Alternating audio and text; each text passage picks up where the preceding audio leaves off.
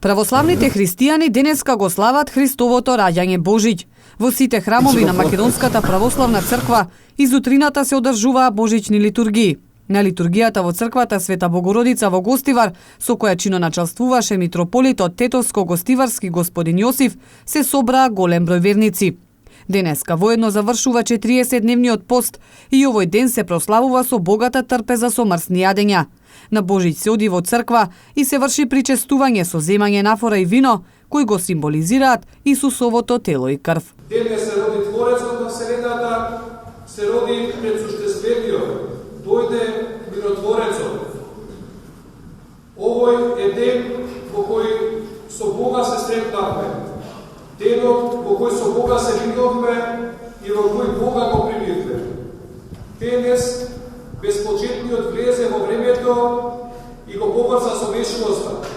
Во човечкиот живот засветли светлината и дојде сонцето на вечната правда. Се изврши големото и преславно чудо за кој ангелите на небесата ликуваат, а луѓето на земјата се радуваат, зашто се помирија небото и земјата. Затоа сите народи да завееме слава на Бога во висините, а на земјата мир меѓу луѓето добра воља.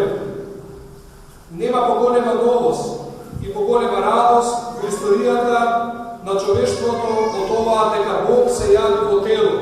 Му се молиме на новородениот Богомладенец оваа година да има повеќе мир наместо недоразбирања, да има повеќе љубов наместо образа, повеќе слога и единство, отколку неслога и подобба меѓу нашиот народ, за да можеме достоинствено и со радост да живееме и да напредуваме како народ, како држава и како црква.